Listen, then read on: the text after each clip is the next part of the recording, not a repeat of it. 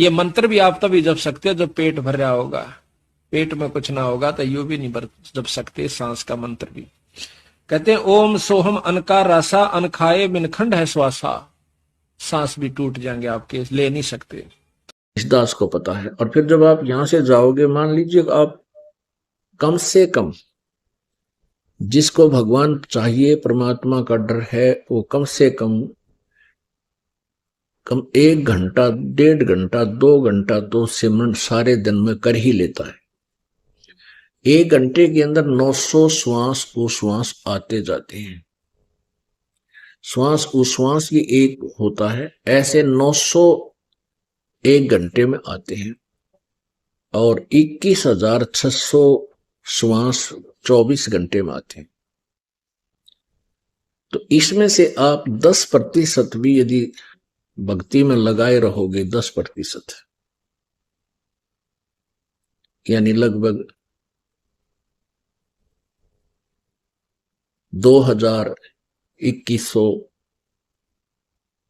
इतने भी आप प्रतिदिन श्वास सुमन कर लोगे, यानी एक घंटे में 900 श्वास, 2 घंटे में 1800, और 3 घंटे भी डेली आप जो नहीं इकट्ठे बैठ गए, आप चलते फिरते बस में बैठे हो, गाड़ी में जा रहे हो, साइकिल पर जा रहे हो, मोटरसाइकिल पर हो, बस में बैठे हो, या लेट गए हो, चलते हो, जैसे ऑफिस जा रहे हो, रास्ते में सिमरन करता रहे, तो कुल मिला के भी 3 घंटे भी सुमन कर लोगे, आपके मोक्ष में कोई बाधा नहीं।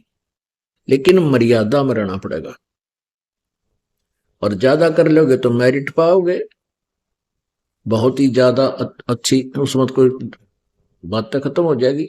लेकिन कम से कम बता रहे हैं आपको, क्योंकि इसकी इतनी कीमत है। फिर कुछ दिनों के बाद क्या होगा, ये तो प्रारंभ में है, लास्ट में फिर क्या होगा कि आपको परमात्मा इतना ज्ञान और अंदर से दृढ़ विश्वास पैदा कर देगा, आपको ये संसार जिसके लिए आप भटक रहे हो, माया के लिए, कार कोठियों के लिए, या कति दुश्मन दिखाई देने लग जाएगी कि तेरे भक्ति में यह बाधा कर रही है, जिसके लिए तो पांव पीट रहा है, और ये तेरे साथ चलने को नहीं। ये तो हार्ड एंड फास्ट रूल है, ये तो बिल्कुल कड़वा सत्य है कि ना शरीर तेरे साथ जागा, फिर माया जाएगी कहां से? काया तेरी है नहीं, माया कहां से हो? और चरण कमल में ध्यान रखो, इन दोनों को खो। नंगा आया जगत में, नंगा ही तू जाए, और बीच में ख्वाबी ख्याल है, ये मन माया भरमावे। अरबपति खरबपति सारा दिन बौड़े कुत्ते की तरह सर मारते अंडे, नून ले लूं, एक और बिजनेस शुरू कर दूं, फलाना कर दूं, और जो करना था वो करा को नहीं, बीच में मृत्यु होगी, गधा बना अंडे को मार के वहां खड़ा, फिर गट्टे बंधवा के सिर पर लेवा, माया के काम आई। अरे इसके साथ साथ परमात्मा में भक्ति करो, ये माया तो शत्रु है इस जीव की। हाँ, इसमें बताते हैं एक माया दुख भंजनी, एक माया दुख मूल। मान लिए परमात्मा ने आपके प्रारब्ध में खूब संपत्ति दे रखी है, उसका सदुपयोग करो। कहते हैं दान माया दुख भंजनी, और जोड़ते संचित है दुख मूल। अभय अंतर की गंध है, अधिखत की है फूल। तो पुण्यात्मा,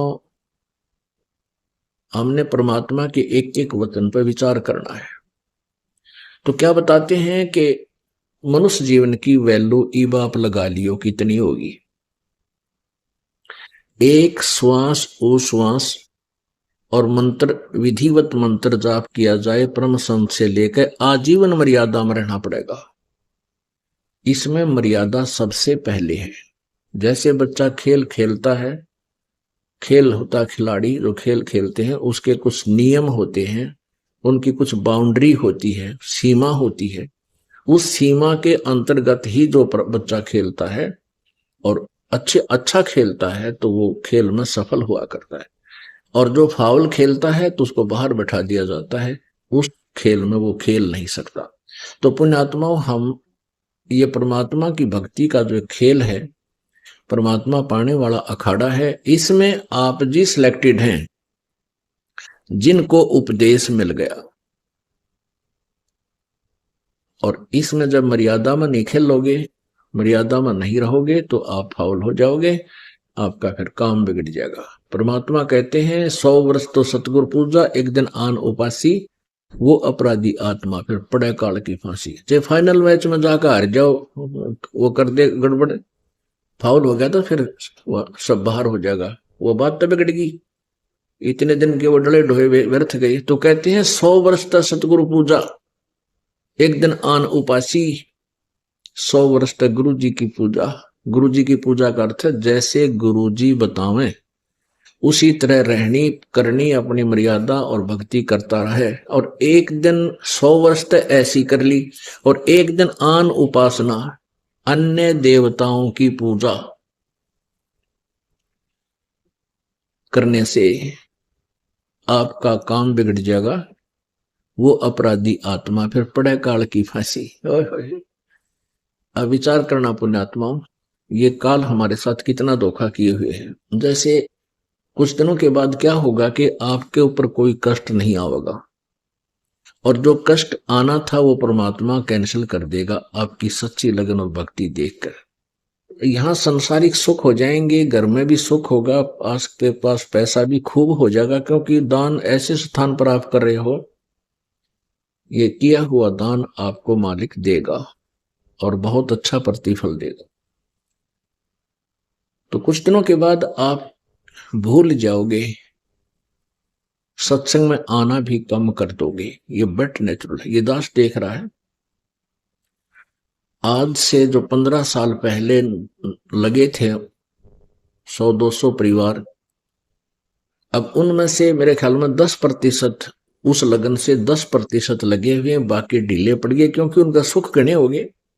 वो तो माया चाव थे, उनको ज्ञान था को नहीं, क्योंकि दास को भी परमात्मा ने ज्ञान योग नहीं खोला था जब तक, क्योंकि इस ज्ञान को परमात्मा ने बैन ला रखा था कि अभी इसको प्रचार नहीं करना। क्योंकि जैसे ये ज्ञान तो दास बताता था, गांव गांव में जाकर सत्संग किया करता था, लेकिन कबीर परमेश्वर जी की वाणी से ही ये यूं का यूं बताया करता था कि ब्रह्मा विष्णु महेश की ये स्थिति है, दुर्गा की ये स्थिति है, लेकिन आम व्यक्ति का विश्वास नहीं होता। जो हमारे शिष्य थे उनका विश्वास ना होता कि ठीक है, उनको लाभ हो रहे थे, परमात्मा के नाम लेते उनके सारे संकट दूर होने लगे थे, इसलिए शिष्य तो बनने शुरू हो गए थे। क्योंकि ये जो मंत्र है, इस मंत्र का जाप पूरे विश्वास सत्य लगन के साथ जो व्यक्ति करता है, उसको ज्ञान है या ना है। जैसे डॉक्टर कोई दवाई देता है, औषधि देता है, मरीज खा लेता है, तो उसको नहीं पता इसमें कौन सा केमिकल है, कौन सा साल्ट है, तो वह दवाई अंदर गई, लाभ तो करेगी करेगी। फिर यहाँ समस्या क्या आ गई है हमारे सामने कि जैसे जो दवाई जो मंत्र दास देता है, दूसरे नकली डॉक्टर यानी ये संत भी और मंत्र देते हैं उसी रोग के काटने के, मोक्ष मार्ग के लिए। जैसे ब्रह्मा विष्णु महेश जी को वो अजर अमर बताते हैं, दास उनको नासवान बताता है, क्योंकि सूक्ष्म वेद में लिखा हुआ है। तो ऐसे कंट्राडिक्टरी स्टेटमेंट हो जाया करती थी कि भी गुरुजी तो ये बताते हैं, और दूसरे जो ब्रह्मा विष्णु महेश के जानने वाले वो ये बताते हैं ब्रह्म ही सबसे शक्तिशाली है, ब्रह्म ही सबसे बड़ा भगवान है। विद्वान कहलाने वाले ऐसे कहते थे। तो यदि ये बीच में ये संत ना अड़ रहे होते और सीधा ही दास आपको मंत्र दे देता, फिर आपको ज्यादा ज्ञान की आवश्यकता नहीं थी, या टेबलेट, ये दवाई यानी सिमरन, ये फांकी मारनी थी, परिस्थित रोग कट जाता, यानी जन्म मृत्यु समाप्त हो जाती। तो ऐसे जो पुराने समय में जो भक्त लगे थे उनको लाभ तो निरे हो गए, क्योंकि वो हमारे संग में ज्यादा रहते थे। जहां भी कहीं पाठ होता था वो सारे ही वहां आ जाते थे कि उनका सुख गणे होया करते। कुछ दिनों के बाद फिर वो अच्छे सुखी हो गए, घर में सुख हो गया, सारे लाभ होने लग गए। तो फिर हमने आश्रम करौथा में डेरा डाल लिया, वहां भी कुछ दिन आए, फिर ढीले पड़ गए, फिर संगत ज्यादा होती रही, ऐसे वो पीछे हट गए। तो कहने का भाव ये है कि एक समय ऐसा आता, वो हमसे दूर नहीं है, वो हमारे को ये भी नहीं है कि हम गुरु जी से दूर हो गए, लेकिन वो कमजोर पड़ गए। और एक दिन ऐसी स्थिति आ जाएगी, वो भक्ति बंद कर देंगे, क्योंकि ज्ञान बिना बात बने को नहीं। अब ये ज्ञान इसलिए आपको देना पड़ता है कि कोई आपको भ्रमित ना कर दे कि ये टेबलेट ठीक होनी, इस रोग की कोना, अर्थात ये मंत्र सही नहीं है, ये ज्ञान सही नहीं है। तो इसलिए आपको यहां बुला करके इतना कुछ समझाया जाता है ताकि आप भ्रमित होकर के इस औषधि को, अर्थात इस ट्रीटमेंट को, जो मोक्ष मार्ग मंत्र है, कहते हैं भौरा ना भ्रम में इस विष के बन में, विषय विकारों का जो जहर रूपी बन है, इसमें मत चल बेगमपुर बागरे, सतलोक को चल। कबीर साहब के शब्द में, इसी शब्द में, जो कि तुम पूरी पंक्तियां ये तो है ही, लेकिन लास्ट वाली नहीं, उसमें क्या है कि मान ले तू जाग भी गया, ये जागना नहीं है कि सुबह उठा रो कबर के पीन लग गया, गुड़ गुड़ करने लग गया। कहते उठ सवेरे भरात्मा खू के जाग्या निर्भाग रे, राम सुमरा ना कोई सुख शुक्रम की ना फूटे तेरे भाग रे। अब सुता उठते हो कबर के बैठ गया, पता के जाग गया तू, इस तरह पड़ा रहे तो ठीक सही, एक पाप और शुरू कर दिया। उके में कितना पाप है, सो नारी जारी करे सुरापान 100 बार, एक चलम हुक्का भरे वो डूबे काली धार। एक हुक्का का मीन तम्बाकू से है, तम्बाकू चाहे सिगरेट में पियो, चाहे बीड़ी में, चाहे हुक्के में, चाहे सूंघ लो या खावे, सारा ही दोष है। एक भक्त दुकान कर रखी थी एक ने, और वो एक भक्त जो है सिगरेट पीता जा, बूढ़ा आदमी, नाम लिया था उसने, 1 से 1 वर्ष हो गया था। और दूसरे भक्त का लड़का बोला ताऊ तू सिगरेट पीवे, गुरुजी ने मना कर रखा, भाई तेरा नाम टूट गया ने, बोला ना बेटा नो के नाम टूटा है। बोला गुरुजी ने ओका पीन तो मना कर रखा, सिगरेट थोड़े नटे थे। तो जिसने बकवाद करनी है, जिसने मर्यादा नहीं निभानी है, वो अपने कोई सिस्टम तैयार रखे। तो लड़के ने बल्कि उसको कहा ताऊ तुम तो नाश कर लिया अपनी भक्ति का, तम्बाकू तो है ही, चाहे सिगरेट में पी ले, जहर न चाहे गिलास में पी ले, चाहे किसी कटोरी में गाल के पी ले, तो जहर है। तो क्या बताते हैं, कहते हैं पर द्वारा स्त्री का खुल है, 70 जन्म अंधा हो डोले, सुरापान मदमासा हारी, गमन करें भोगे पर नारी, वो 70 जन्म कटेंगे शीशम, साक्षी साहिब है जगदीशम। जैसे किसी पर स्त्री गमन करने वाले को कितना दोष होता है, कहते हैं 70 जन्म अंधा हो डोले। फिर सुरापान मदमासा हारी, दारू पीवे, मांस आहार करे और पर स्त्री गमन करे, उसके साथ क्या होगा, सुरापान मदमासा हारी, गमन करे भोग पर नारी, 70 जन्म कटेंगे शीशम, साक्षी साहिब है जगदीशम। कहते हैं उसके 70 जन्म तक बुरी तरह दुर्गति से मृत्यु होगी, कभी मुर्गा बनेगा, कभी बकरा बनकर उसके शीश कटेंगे, यानी दुर्गति से बहुत बुरा हाल होगा। मुक्ति बोध पुस्तक पेज नंबर 357, धर्मदास वचन पारक के अंकी वाणी नंबर 1097 से 1124 का सरलार्थ। धर्मदास ने कहा कि हे जिंदा, जो यह अवर्णनीय अद्भुत कथा आपने सुनाई है, यह किसी से नहीं सुनी, इसके तो आप ही वक्ता, आप ही साक्षी हैं। कृपया करके मुझे विश्वास दिलाओ। हम तो तीर्थ व्रत करते हैं, यानी अगम धाम, स्वर्ग से आगे के धाम सतलोक का हमें ज्ञान नहीं है। हम तो जन्म मरण में पड़े हैं, निज धाम को भूल गए हैं। आप द्वारा बताए स्थान पर विश्वास नहीं हो रहा। ब्रह्मा विष्णु तथा महेश की अपार महिमा हमने सुनी है, ये सब लोकों के सृजनहार हैं। ये जिंदा सुन, क्यों झूठी कहानी बनाता है? मैं आपकी बात को नहीं मानता, मैं तो विष्णु जी को मानता हूँ, गौरी शंकर तथा गणेश जी पूजता हूँ, इनकी पूजा सदा करूँगा। धर्मदास की अरुचि देखकर परमेश्वर कबीर जी अंतर ध्यान हो गए। धर्मदास रोने लगा, बोला कि हे सुख सागर, कहाँ चले गए? मेरा तो सब कुछ लुट गया। जैसे निर्धन किसान की खेती लुट जाती है, इस तरह की कल्पना करे और मन मन में रोवे, मुख से बात कह नहीं पावे। मैंने तो आपको शरीरधारी मानव समझा था, मेरी बुद्धि अंधे कुएं के समान है, यानी मैं मूर्ख हूँ। हे सतगुरु, आप कहाँ चले गए? शीघ्र दर्शन दो, अन्यथा मैं आत्महत्या करूंगा। हे विधाता, मैं जीवित नहीं रहूंगा। आपने आगे का ऊंचा ज्ञान समझाया है। हे दिव्य स्वामी, मैं आपके दर्शन बिना जीवित नहीं रहूंगा। संत गरीबदास जी ने अपनी दिव्य दृष्टि से पिछले चलचित्र देखकर सब वर्णन आंखों देखा बताया है कि इस प्रकार विलाप करके रोता हुआ धर्मदास अपने गांव बांधवगढ़ की ओर चल पड़ा। तीर्थों पर जाने का इरादा भी बदल दिया, क्योंकि ज्ञान ही ऐसा है। Page number 358। धर्मदास जी अपने घर बांधवगढ़ चला गया। परमेश्वर कबीर जी काशी में मोमिन नूर अली के घर पर चले गए। वहां कपड़ा बुनने का कार्य करते थे, वह करने लगे। 6 महीने के पश्चात धर्मदास को अपनी पत्नी आमनी देवी के कहने से प्रेरणा हुई कि सतगुरु परमेश्वर ने क्या कहा था कि वे कैसे मिलते हैं। धर्मदास जी को याद आया कि उन्होंने कहा था कि जहां धर्म भंडारे चलते हैं या सत्संग में संत इकट्ठे होते हैं तो वहां मैं अवश्य आता हूँ।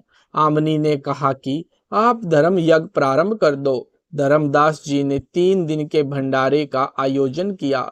2 दिन तक परमात्मा नहीं आए, तीसरे दिन भी दोपहर बाद आए।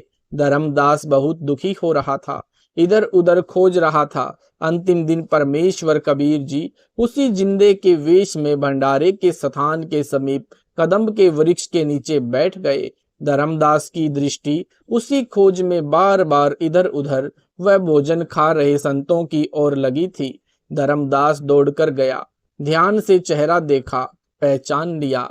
चरणों में सिर रखकर कहा कि यदि आज आप नहीं आते तो आपका दास संसार से चला जाता। धर्मदास जी अधिक प्रेम के साथ परमात्मा कबीर जी के गले मिले। परमेश्वर ने कहा कि धर्मदास, मेरे विषय में यहाँ अन्य किसी को न बताना। मैं तेरे को एक अति उत्तम अध्यात्म ज्ञान सुनाऊंगा, सच्ची साधना का ज्ञान करवाकर मोक्ष प्रदान करूंगा। मैं काशी शहर में मोमिन नीरू के घर ताना बुनने का कार्य करता हूँ। जो हमारा ज्ञान सुनता है उसको ज्ञान सुनाता हूँ, सच्चे अध्यात्म ज्ञान से परिचित करवाता हूँ तथा भक्ति भाव लोगों को बताता हूँ। धर्मदास जी ने कहा कि हे गुरुदेव, आपके मिलने से मुझे आशा है कि मेरा कल्याण होगा। आपने दया की, अब ऐसी दया और करो, मुझे संपूर्ण अध्यात्म ज्ञान सुनाओ। मुझ अंधे को आंखें मिल गई है, भूखे को भोजन मिल गया, भूख समाप्त हुई, प्यासे को जल मिला, प्यास बुझी, जीव सुखी हुआ। आप तो कहते हो कि आप पूर्ण भक्ति पद्धति के जानने वाले हो, मैं कैसे जानूं? आप समझाने की कृपा करें। धर्मदास जी ने कहा कि हे जिंदा सुनो, आपके दर्शन हुए, अब मुझे मोक्ष मिलने की आशा बनी है। कृपया अपना दास जानकर सब भेद बताओ। परमेश्वर कबीर जी ने संपूर्ण अध्यात्म ज्ञान समझाया, प्रथम नाम की दीक्षा दी, फिर सतलोक ले गए, वापिस छोड़ा। धर्मदास जी ने देखा कि सर्व सृष्टि का मालिक यही जिंदा बाबा है। इसके सामने ब्रह्मा विष्णु तथा शिव तो कुछ भी मायने नहीं रखते हैं। सतलोक से 3 दिन बाद शरीर में धर्मदास आए, सामने जिंदा नहीं मिला। ज्ञान हो गया था कि काशी में मुसलमान नीरू जुलाहे के घर कपड़ा बुनने का कार्य करते हैं। विश्वास नहीं हो रहा था कि परमात्मा जुलाहे के घर कैसे रुकेंगे, वे कपड़ा क्यों बुनेंगे, परंतु अन्य कोई विकल्प नहीं बचा था उनसे मिलने का। तब धर्मदास काशी शहर में गए। इससे पूर्व 5 बार अंतर्ध्यान हो चुके थे, यानी पूर्ण प्रकरण विस्तार के साथ आगे इसी पारक के अंक के सरलार्थ में लिखा है। पूरा पढ़ें, तब सब समझ आएगा। धर्मदास जी ने काशी में वही शक्ल यानी सूरत जिंदा वाली कपड़ा बुनते देखी। आंखों पर विश्वास नहीं हो रहा था कि परमेश्वर यह कार्य कर रहे हैं। परमेश्वर कबीर जी ने कहा कि आओ शाहू के पुता धर्मदास, मैं वही हूँ जिसकी तुझे खोज है। ये वचन परमेश्वर के मुख से सुनकर चरणों में गिर गया। Page number 359। सतनाम प्राप्त किया, अपने घर ले गया, कई दिन परमात्मा को घर रखा, सत्संग सुना। यानी कृपया आगे पढ़ें संपूर्ण प्रकरण। धर्मदास को परमात्मा कबीर जी के मिलने का आंखें भर आएंगी, आत्मा भक्ति से ओतप्रोत हो जाएगी। सरलार्थ। उपरोक्त वाणियों का सरलार्थ पवित्र कबीर सागर के अध्याय ज्ञान प्रकाश में विस्तार से प्रमाणों के साथ यह प्रकरण लिखा है, जो मुझ दास द्वारा सरल करके लिखा है, जो इस प्रकार है। यदि केवल गद्य भाग यानी सत्य कहानी रूप में पढ़ना है तो इसी पुस्तक के पृष्ठ 385 पर पढ़ें, जिसकी हेडिंग है किस किस को मिला परमात्मा। कबीर सागर के अध्याय ज्ञान प्रकाश का सारांश यानी छठा अध्याय। जैसा कि इस ग्रंथ यानी कबीर सागर का सरलार्थ के प्रारंभ में लिखा है कि कबीर सागर के यथार्थ अर्थ को न समझकर कबीर पंथियों ने इस ग्रंथ में अपने विवेक अनुसार फेर बदल किया है। कुछ अंश काटे हैं, कुछ आगे पीछे किए हैं, कुछ बनावटी वाणी लिखकर कबीर सागर का नाश किया है। परंतु सागर तो सागर ही होता है, उसको खाली नहीं किया जा सकता। इसी प्रकार कबीर सागर में बहुत सा सत्य विवरण उनकी कुदृष्टि से बच गया। शेष मिलावट को अब एक बहुत पुराने हस्तलिखित कबीर सागर से मेल करके तथा संत गरीबदास जी के अमृत वाणी के आधार से तथा परमेश्वर कबीर जी द्वारा मुझ दास यानी रामपाल दास को दिया दिव्य ज्ञान के आधार से सत्य ज्ञान लिखा गया है। एक प्रमाण बताता हूँ जो बुद्धिमान के लिए पर्याप्त है। ज्ञान प्रकाश में परमेश्वर कबीर जी द्वारा धनी धर्मदास जी को शरण में लेने का विवरण है, आपसी संवाद है, परंतु धर्मदास जी का निवास स्थान भी गलत लिखा है। पृष्ठ 21 पर पूर्व गुरु रूपदास जी से शंका का निवारण करके अपने घर चले गए। धर्मदास जी का निवास स्थान मथुरा नगर लिखा है। वाणी इस प्रकार है, तुम हो गुरु वो सतगुरु मोरा, उन हमार यम फंदा तोरा। धर्मदास तब करी प्रणामा, मथुरा नगर पहुंचे निज धामा। जबकि धर्मदास जी का निज स्थान बांधवगढ़ कस्बा था, जो मध्य प्रदेश में है। संत गरीबदास जी ने अपनी वाणी में सर्व सत्य विवरण लिखा है।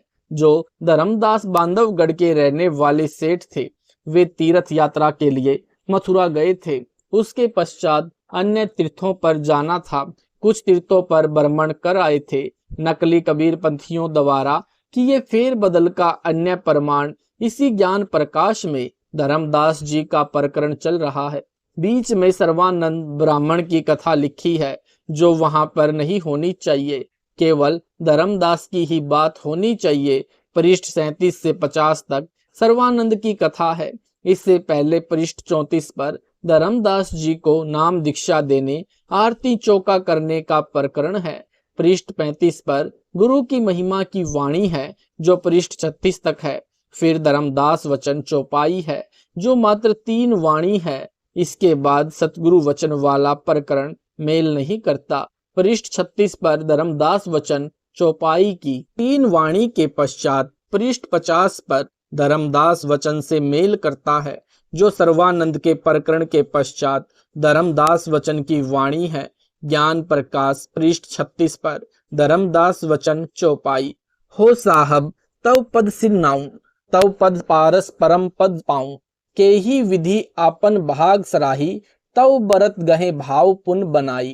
कोंधों में शुभ कर्म कमाया, जो सतगुरु तव दर्शन पाया।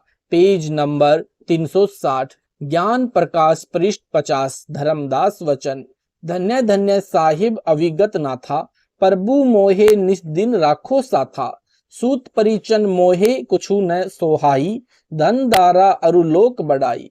इसके पश्चात सही प्रकरण है। बीच में अन्य प्रकरण लिखा है, वह मिलावटी तथा गलत है।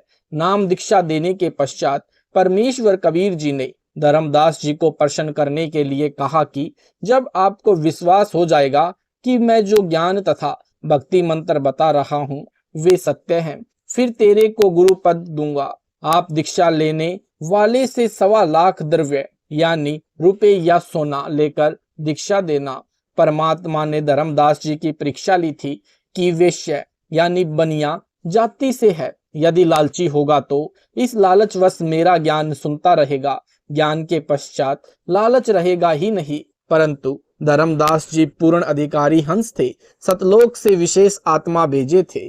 फिर उन्होंने इस राशि को कम करवाया और निःशुल्क दीक्षा देने का वचन करवाया, यानी माफ करवाया। अब ज्ञान प्रकाश के पृष्ठों से आवश्यक वाणी लेते हैं, क्योंकि जो अमृत वाणी परमेश्वर कबीर जी के मुख कमल से बोली गई है, उसके पढ़ने सुनने से भी अनेकों पाप नाश होते हैं। ज्ञान प्रकाश पृष्ठों से वाणी है धर्मदास बोध, यानी ज्ञान प्रकाश। निमन वाणी पुराने कबीर सागर ग्रंथ के अध्याय ज्ञान प्रकाश से है। बांधवगढ़ नगर कहाया, तामे धर्मदास सहा रहाए। धन का नहीं वार रूपारा, हरि भक्ति में श्रद्धा अपारा।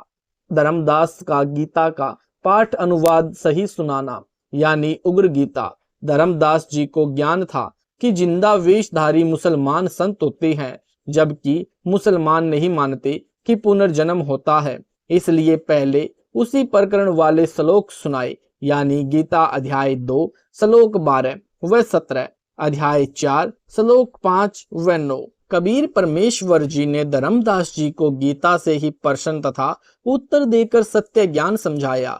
उपरोक्त वाणी संख्या 1 में गीता अध्याय 4 श्लोक 5 अध्याय 2 श्लोक 12 वाला वर्णन बताया, जिसमें गीता ज्ञान दाता ने कहा कि हे अर्जुन, तेरे और मेरे बहुत जन्म हो चुके हैं, तू नहीं जानता, मैं जानता हूँ। वाणी संख्या 2 में गीता अध्याय 15 श्लोक 17 वाला वर्णन बताया है। वाणी संख्या 3 में गीता अध्याय 4 श्लोक 34 वाला ज्ञान बताया है। वाणी संख्या 4 में गीता अध्याय 18 श्लोक 62-66 तथा अध्याय 15 श्लोक 4 वाला वर्णन बताया है। वाणी संख्या 5 में गीता अध्याय 18 श्लोक 64 का वर्णन है, जिसमें काल कहता है कि मेरा इष्ट देव भी वही है। वाणी संख्या 6 में गीता अध्याय 8 श्लोक 13 तथा अध्याय 17 श्लोक 23 वाला ज्ञान है। आगे की वाणियों में कबीर परमेश्वर जी ने अपने आप को छुपाकर अपने ही विषय में बताया है। Page number 385। किस किस को मिला परमात्मा? कलयुग में परमेश्वर जिन जिन महान आत्माओं को मिले, उनका तत्व ज्ञान बताया। उनका मैं संक्षिप्त वर्णन करता हूँ। संत धर्मदास जी से प्रथम बार परमेश्वर कबीर जी का साक्षात्कार। नंबर 1, श्री धर्मदास जी बनिया जाति से थे, जो बांधवगढ़ यानी मध्य प्रदेश के रहने वाले बहुत धनी व्यक्ति थे। उनको भक्ति की प्रेरणा बचपन से ही थी, जिस कारण से एक रूपदास नाम की वैष्णव संत को गुरु धारण कर रखा था। हिंदू धर्म में जन्म होने के कारण संत रूपदास जी श्री धर्मदास जी को राम कृष्ण विष्णु तथा शंकर जी की भक्ति करने को कहते थे। एकादशी का व्रत, तीर्थों पर भ्रमण करना, श्राद्ध कर्म, पिंडोतक क्रिया सब करने की राय दे रखी थी। गुरु रूपदास जी द्वारा बताई सर्व साधना श्री धर्मदास जी पूरी आस्था के साथ किया करते थे। गुरु रूपदास जी की आज्ञा लेकर धर्मदास जी मथुरा नगरी में तीर्थ दर्शन तथा स्नान करने तथा गिरिराज पर्वत की परिक्रमा करने के लिए गए थे। परम अक्षर ब्रह्म स्वयं मथुरा में प्रकट हुए। एक जिंदा महात्मा की वेशभूषा में धर्मदास जी को मिले। श्री धर्मदास जी ने उस तीर्थ तालाब में स्नान किया, जिसमें श्री कृष्ण जी बाल्यकाल में स्नान किया करते थे।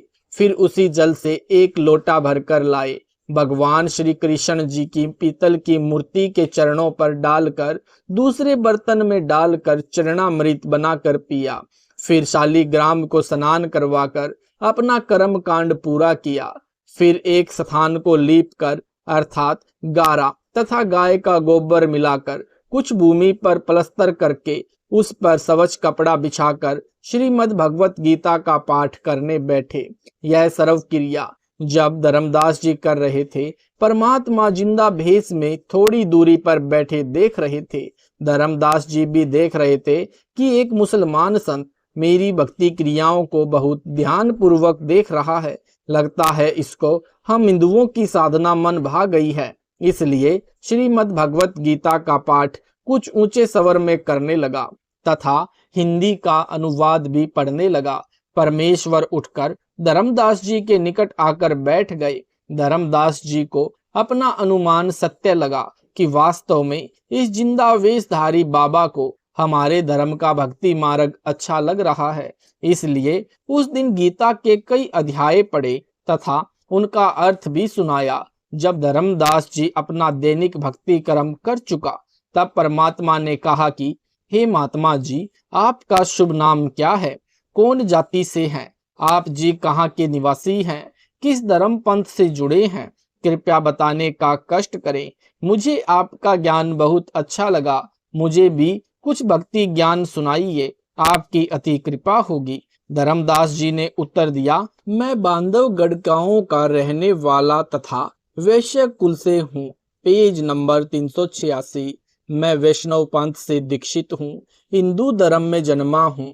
मैंने पूरे निश्चय के साथ तथा अच्छी तरह ज्ञान समझकर वैष्णव पंथ से दीक्षा ली है। मेरे गुरुदेव श्री रूपदास जी हैं। अध्यात्म ज्ञान से मैं परिपूर्ण हूँ। अन्य किसी की बातों में आने वाला मैं नहीं हूँ। राम कृष्ण जो श्री विष्णु जी के ही अवतार हुए हैं तथा भगवान शंकर की पूजा करता हूँ। एकादशी का व्रत रखता हूँ। तीर्थों में जाता हूँ, वहाँ दान करता हूँ। शालिग्राम की पूजा नित्य करता हूँ। यह पवित्र पुस्तक श्रीमद् भगवत गीता है। इसका नित्य पाठ करता हूँ। मैं अपने पूर्वजों का श्राद्ध भी करता हूँ जो स्वर्गवासी हो चुके हैं। पिंडदान भी करता हूँ। मैं कोई जीव हिंसा नहीं करता। मांस, मदिरा, तमाकू सेवन नहीं करता। प्रसन्न परमेश्वर कबीर जी ने पूछा कि आप किस पुस्तक को पढ़ रहे थे? इसका नाम क्या है? उत्तर, धर्मदास जी ने बताया कि यह श्रीमद् भगवत गीता है। हम शूद्र को निकट भी नहीं आने देते, शुद्ध रहते हैं। प्रसन्न, कबीर जी जिंदा रूप में आप क्या नाम जाप करते हो? उत्तर, धर्मदास जी का, हम हरे कृष्ण कृष्ण कृष्ण हरे हरे, ओम नमः शिवाय, ओम भगवते वासुदेवाय नमः, राधे राधे श्याम मिला दे गायत्री मंत्र का जाप 108 बार प्रतिदिन करता हूँ। विष्णु सहस्र नाम का जाप भी करता हूँ। प्रसन्न, जिंदा बाबा का, हे महात्मा धर्मदास, गीता का ज्ञान किसने दिया? उत्तर, धर्मदास जी का, भगवान श्री कृष्ण जी ने। यही श्री विष्णु जी है। प्रसन्न, जिंदा बाबा रूप में परमात्मा का आप जी के पूज्य देव श्री कृष्ण अर्थात श्री विष्णु है। उनका बताया भक्ति ज्ञान गीता शास्त्र है। एक किसान को वृद्धावस्था में पुत्र प्राप्त हुआ। किसान ने विचार किया कि जब तक पुत्र कृषि के करने योग्य होगा तब तक मेरी मृत्यु हो जाएगी। इसलिए उसने कृषि करने का तरीका अपना अनुभव एक बही में लिख दिया, यानी रजिस्टर में लिख दिया। अपने पुत्र से कहा कि बेटा, जब आप युवा हो जाओ तो मेरे इस रजिस्टर में लिखे अनुभव को बार बार पढ़ना, इसके अनुसार फसल बोना। कुछ दिन पश्चात पिता की मृत्यु हो गई। पुत्र प्रतिदिन अपने पिता के अनुभव का पाठ करने लगा, परंतु फसल का बीज व बिजाई सिंचाई उस अनुभव के विपरीत करता था। तो क्या वह पुत्र अपने कृषि के कार्य में सफलता प्राप्त करेगा? उत्तर, धर्मदास का, इस प्रकार तो पुत्र निर्धन हो जाएगा। उसको तो पिता के लिखे अनुभव के अनुसार प्रत्येक कार्य करना चाहिए। वह तो मूर्ख पुत्र है। प्रसन्न, बाबा जिंदा रूप में भगवान जी का, हे धर्मदास जी, गीता शास्त्र आपके परम पिता भगवान कृष्ण उर्फ विष्णु जी का अनुभव तथा आपको आदेश है कि इस गीता शास्त्र में लिखे मेरे अनुभव को पढ़कर इसके अनुसार भक्ति क्रिया करोगे तो मोक्ष प्राप्त करोगे। क्या आप जी गीता में लिखे श्री कृष्ण जी के आदेशानुसार भक्ति कर रहे हो? क्या गीता में वे मंत्र जाप करने के लिए लिखा है जो आप जी के गुरु जी ने आप जी को जाप करने के लिए दिए हैं? हरे राम राम राम हरे हरे, हरे कृष्णा कृष्णा कृष्णा हरे हरे, ओम नमः शिवाय, ओम नमः भागवते वासुदेवाय नमः, राधे राधे श्याम मिला दे गायत्री मंत्र तथा विष्णु सहस्रनाम यानी क्या गीता जी में एकादशी का व्रत करने तथा श्राद्ध कर्म करने, पिंडोदक क्रिया करने का आदेश है? उत्तर धर्मदास जी का नहीं है, प्रश्न परमेश्वर जी का। फिर आप जी तो उस किसान के पुत्र वाला ही कार्य कर रहे हो जो पिता की आज्ञा की अवहेलना करके मनमानी विधि से गलत बीज गलत समय पर फसल बीज कर मूर्खता का प्रमाण दे रहा है, जिसे आपने मूर्ख कहा है। क्या आप जी उस किसान के मूर्ख पुत्र से कम हैं? धर्मदास जी बोले, हे जिंदा, आप मुसलमान फकीर हैं, इसलिए हमारे हिंदू धर्म की भक्ति क्रिया व मंत्रों में दोष निकाल रहे हो। उत्तर कबीर जी का जिंदा रूप में, हे स्वामी धर्मदास जी, मैं कुछ नहीं कह रहा, आपके धर्म ग्रंथ कह रहे हैं कि आपके धर्म के धर्म गुरु आप जी को शास्त्र विधि त्याग कर मनमाना आचरण करवा रहे हैं, जो आपकी गीता के अध्याय 16 श्लोक 23-24 में भी कहा है कि हे अर्जुन, जो साधक शास्त्र विधि को त्याग कर मनमाना आचरण कर रहा है, अर्थात मनमाने मंत्र जाप कर रहा है, मनमाने श्राद्ध कर्म व पिंडोदक कर्म व व्रत आदि कर रहा है, उसको न तो कोई सिद्धि प्राप्त हो सकती है, न सुख ही प्राप्त होगा और न गति अर्थात मुक्ति मिलेगी, इसलिए व्यर्थ है। गीता अध्याय 16 श्लोक 24 में कहा है कि इससे तेरे लिए कर्तव्य अर्थात जो भक्ति कर्म करने चाहिए तथा अकर्तव्य यानी जो भक्ति कर्म न करने चाहिए की व्यवस्था में शास्त्र ही प्रमाण है। उन शास्त्रों में बताए भक्ति कर्म को करने से ही लाभ होगा। धर्मदास जी, हे जिंदा, तू अपनी जुबान बंद कर ले, मुझसे और नहीं सुना जाता। जिंदा रूप में प्रकट परमेश्वर ने कहा, हे वैष्णव महात्मा धर्मदास जी, सत्य इतनी कड़वी होती है जितना नीम, परंतु रोगी को कड़वी औषधि न चाहते हुए भी सेवन करनी चाहिए, उसी में उसका हित है। यदि आप नाराज होते हो तो मैं चला। इतना कहकर परमात्मा अंतर्ध्यान हो गए।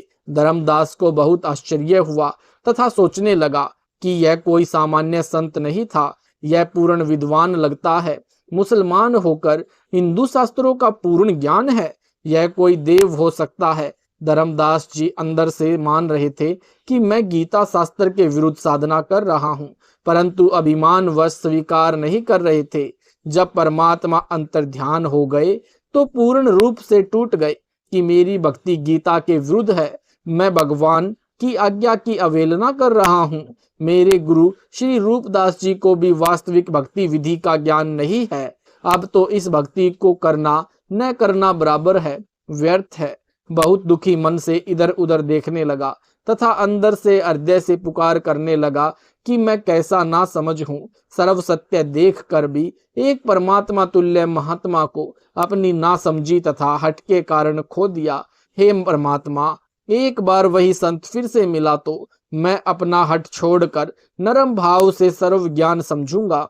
दिन में कई बार हृदय से पुकार करके रात्रि में सो गया। सारी रात्रि करवट लेता रहा, सोचता रहा, हे परमात्मा, यह क्या हुआ? सर्व साधना शास्त्र विरुद्ध कर रहा हूँ। मेरी आंखें खोल दी उस फरिश्ते ने। मेरी आयु 60 वर्ष हो चुकी है। Page number 388। अब पता नहीं वह देव यानी जिंदा रूपी पुण्य मिलेगा कि नहीं। प्रातःकाल वक्त से उठा, पहले खाना बनाने लगा। उस दिन भक्ति की कोई क्रिया नहीं की। पहले दिन जंगल से कुछ लकड़ियां तोड़ कर रखी थी, उनको चूल्हे में जलाकर भोजन बनाने लगा।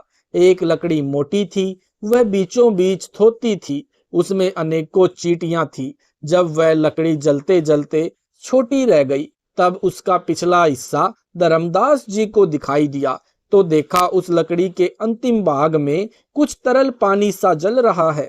चींटियां निकलने की कोशिश कर रही थी, वे उस तरल पदार्थ में गिरकर जलकर मर रही थी। कुछ अगले हिस्से में अग्नि से जलकर मर रही थी। धर्मदास जी ने विचार किया, यह लकड़ी बहुत जल चुकी है, इसमें अनेकों चींटियां जलकर भस्म हो गई है। उस समय अग्नि बुझा दी। विचार करने लगा कि इस पाप युक्त भोजन को मैं नहीं खाऊंगा, किसी साधु संत को खिलाकर मैं उपवास रखूंगा, इससे मेरे पाप कम हो जाएंगे। यह विचार करके सर्व भोजन एक थाल में रखकर साधु की खोज में चल पड़ा।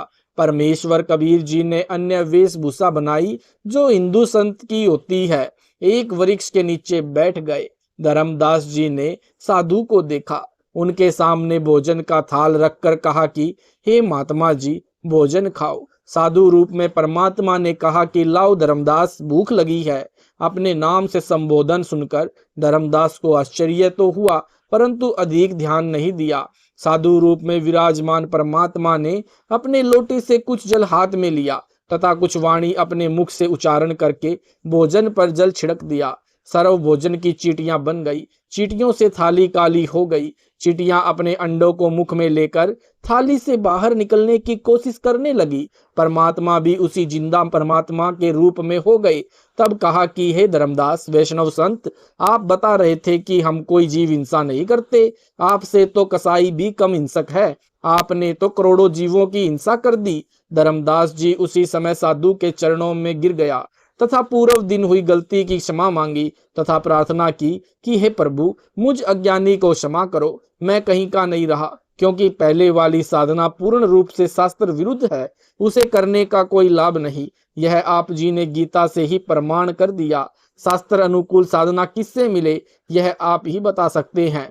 मैं आपसे पूर्ण आध्यात्मिक ज्ञान सुनना चाहता हूँ। कृपया मुझ किंकर पर दया करके मुझे वह ज्ञान सुनाएं जिससे मेरा मोक्ष हो सके। सत साहिब जी, इस वीडियो के बनाने का उद्देश्य हमारा किसी को भी नीचा दिखाना या किसी की भावनाओं को ठेस पहुंचाने का नहीं है। इस वीडियो के बनाने का उद्देश्य हमारा आध्यात्मिक ज्ञान को सभी भक्त जन तक पहुंचाना है, जिससे सभी पूर्ण परमात्मा की पहचान करके पूर्ण परमात्मा की शास्त्र अनुकूल भक्ति करके अपना मोक्ष करा सकें। तो आपने सुने संत रामपाल जी महाराज जी के मंगल अमृत पर वचन, उनके द्वारा लिखी गई पुस्तक मुक्ति बोध से। अगर आपको यह वीडियो अच्छा लगा है तो वीडियो को लाइक करें, शेयर करें, कमेंट करें। ऐसे ही वीडियो देखने के लिए यूट्यूब पर हमारे चैनल सतलोक इन संत रामपाल जी महाराज चैनल को सब्सक्राइब जरूर करें। सत साहिब जी, मिलते हैं नेक्स्ट वीडियो में।